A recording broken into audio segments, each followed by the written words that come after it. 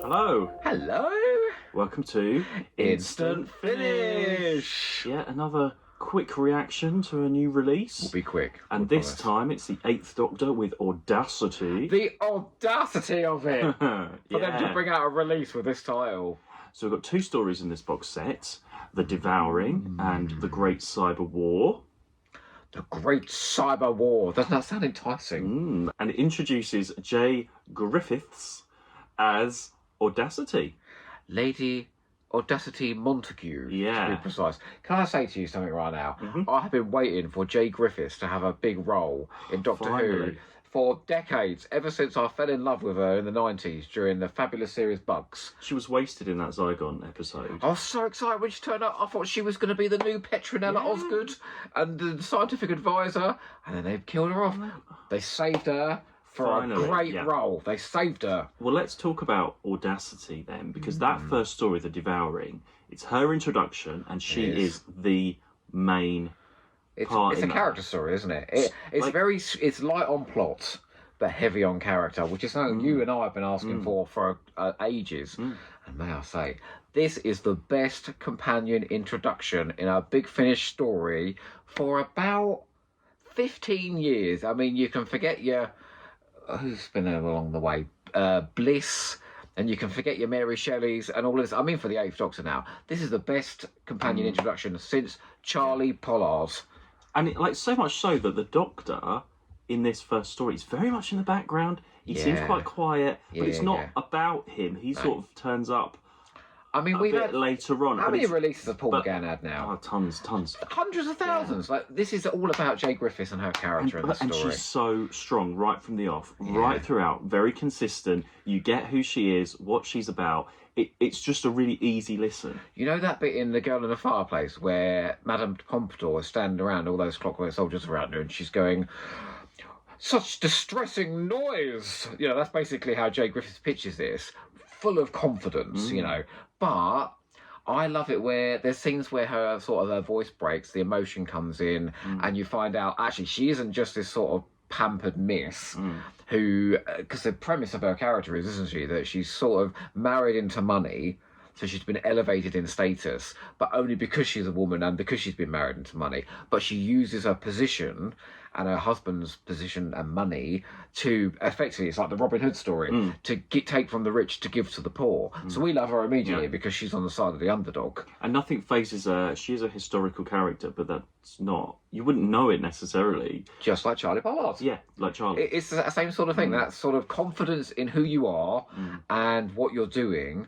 But also when she goes off into the universe as well, even though she's sort of confronted by all these amazing things and she's absolutely dazzled by it, she doesn't take it in her stride, but she's just sort of like, wow, okay, that's in front of me, I'll accept that, rather than doing the Jamie thing of like, the man in the moon and things like this all the time, you know. So that first hour, really easy, great Flew by. And then we have the Great Cyber War, which is a two-parter. Yeah, this is the big story of the set, and I was going in wary of this because we have been burned by Sword of Orion before, and I was thinking, please don't let this be like Sword of Orion, but 2 hours. But it was completely different. He's had opposite. The Silver Turk and Human Resources as Sidemen stories as well, and they've both been. Do you know, I'm coming to the opinion, you know, that Big Finish can do the Sidemen extremely well. Well, then also you've got the Vogons on the front cover and everything, and me. You know, and you see that on the front cover, and you're like, great, another returning element. Yeah. It's revenge. Is it going to be Revenge of the Sidemen done again? But no, it really isn't. It's not. This is where returning elements work. It works brilliantly. Tim Foley has thought to himself, and it's Tim Foley. So, you know, we love Tim Foley. We are Foleyphiles now. We are Foley officially. Foley fans. Because in the right hands, Tim Foley. In the right hands, these returning things work because it's not just, oh, we're going to do Revenge of the Cybermen again. It's building on Voga and the Vogons and giving it a completely different. Well, it's just adding to that world, isn't it? It's not. It's he takes not anything hold of what is an absolutely absurd situation in Revenge of the Cybermen and turns it into a genuine war movie with moments of pathos, moments of tension, genuine characters in there. Great characters in this as well. Some very disturbing twists involving legs, which I won't go into, but it was absolutely. We said in real time, didn't we? We like a bit of horror, but see, the horror worked here, and that. And there is a bit of a grimness to it, but it's not that atmosphere that Sword of Orion had, that was sort of boring space grimness. No. This has still got... Because it had characters. It has the characters that you kind of like. People you cared about. And then you throw in Audacity and the Eighth Doctor as well. So great within together that. as well. What you get here as well is it's her first steps into space, and she's absolutely loving the fact that she's out. Because the other thing about her was she looks out of a telescope all the time at the stars. Yeah. So she's always thinking about the stars. Now she's walking amongst the stars, because that was the best thing about the end of the first story was. She cannot return to Earth. I won't go into why because it's a bit of a spoiler. But she cannot return to Earth, but she absolutely loves her husband, which is them pushing against that cliche of like the aristocracy hating their partner. Yeah, she loves her husband so much, and she says to the Doctor, "I'm so pleased I didn't have to make the choice between going amongst the stars." And my husband, and we think because she's going to choose her husband. Actually, what she says when she goes in the TARDIS is, "I would hate to have had to have hurt him, because she always would have chosen to go out into the stars because that's where she feels she belongs." Anyway, she's there, and the brilliant thing about this is they try and do that resurrection from Mars thing from the Lucy Miller stage. Remember when you had Tamsin on one side and the Doctor on the other side? So Audacity's off with the rebels, the Doctor's with the aristocracy who are treating the rebels appallingly. So she's there with the underdog, and she's like, "Doctor, no, we've got to help these people, these rich people. You know, if they've called the Cybermen along, I'm pleased, because these people have got to be stopped, and these people have got to help." Which then allows Paul McGann to have the best speech he's given in years in Big Finish, where he gets to talk about the horror of the Cybermen and what they're all about, and he spits out this dialogue at her with absolute contempt, doesn't he? And then even better, afterwards, instead of her, sort of going, "Well, I'm going to do it against your will anyway," she goes, "I'm so sorry that I thought you didn't care about these people. What can we do?" It's a great relationship, isn't it? Because it just avoids all the pitfalls you get with these companion introductions. There's sort of immediately a massive respect for them, but also they work together in cahoots extremely well. And I'd say Griffiths and McGann have terrific chemistry as well. And the Cybermen, they don't come in until nearer the end of the story.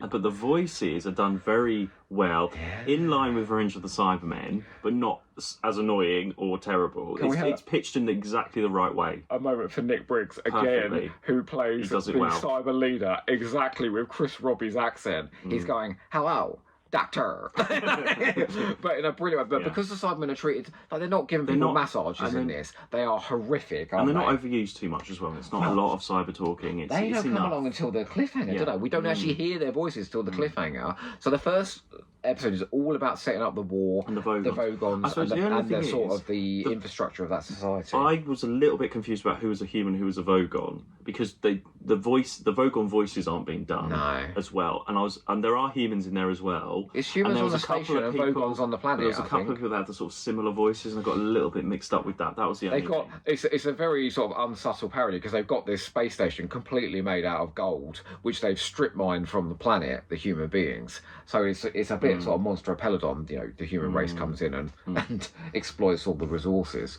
But bravo for making the Cybermen this scary as well. Because there was a scene with a Cyberman who's covered in gold. He's effectively been tortured, and it's a bit like the scene from The Invasion, where he's going, absolutely psychotic. And I was literally there with the cushion going, "Oh God, what's going to happen?" This is how you do returning monsters. Brilliant. But can we have a moment for Lisa McMullen as well, who I've been a little bit derogatory about in the past? Yeah, me too. Because I don't think a lot of her scripts work usually, certainly not her ones and future ones. But that first script is the best script she's written for Big Finish. I mean, Audacity needed a strong foot to get off on, and boy did she. And I just thought the dialogue was really strong in that first set as well. She brings in some Jane Austen, it is a truth universally accepted that a woman in need of a good man, and she does a spin on it a couple of times. So the writing was uniformly good across this. And there is, we haven't gone into too many spoilers, but there is a big spoiler at the end of the box set as well. And bravo to the Big Finish audience for not spoiling me, because I was very surprised. Because that is a very big spoiler, so we won't mention it here.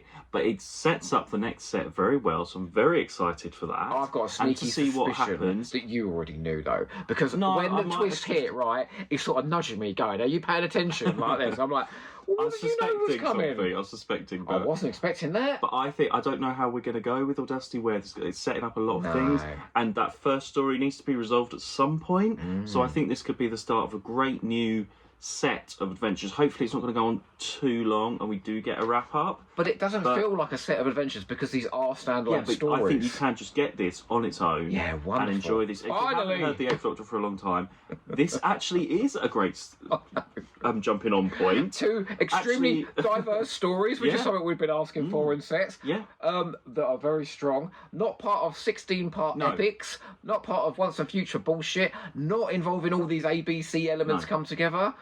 Oh, thank you. Really nice, easy listen again. So well done. This is another successful. This feels like my Christmas present from Big Finish. Yep. But the Christmas present's still to come. We've got, who is it? Tim Foley, Roy Gill, and John Dorney. Three of the strongest writers. So we're definitely going to get the next one. In the bleak midwinter. Anyway, we'll wrap that up. We'll do that next time. That'll be next month. But yeah, I feel like Once and Future is long in the past, and this is like totally taking its place. Recently did a track one on the 9th Doctor latest box set, Travel in Hope, which was superb.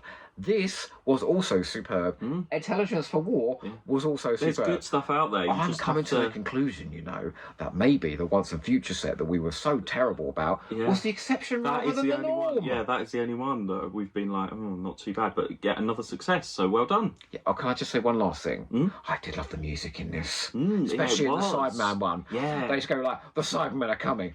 Dun dun dun dun dun dun dun dun dun dun dun dun dun. I was going, oh god! I mean, it was proper scary. And it's actually refreshing for an Eighth Doctor box set without Liv and all of that, just for a little while, just to have a little break. Yes. Without the we've had for years and years and years, so it does feel a bit fresher and a bit of a new start for him. What they've got here, they've got exactly what they're going for, which is a fresh, bold new beginning for the Eighth Doctor, but going back to when he was a lot younger. While still indulging with what they like to do, which is bringing back past elements, but just acing it. Fingers crossed we're not going to end up in some crossover box set in the next one, or someone's going to turn up from, the 11 or Time War or something. Please. So please, just keep it fresh and new. Remember purity.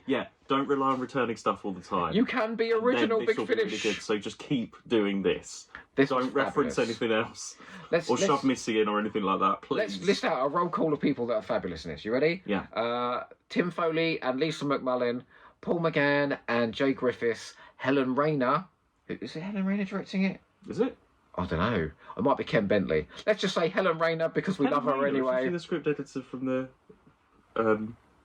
TV series. Who am I thinking of then? You're thinking of Helen Goldwyn. Helen Goldwyn, are you? Oh, Horlicks. Helen Goldwyn or Ken Bentley. I can't remember who directed it, but the direction was fabulous. The music, Benji Clifford's sound design was amazing. Like, just across the board, superb. And more Jay Griffiths, please. She's like, we've got two doctors. Finally, yeah. Yeah. Okay, well, if you haven't listened, we recommend it and hope that you finish big. Audaciously.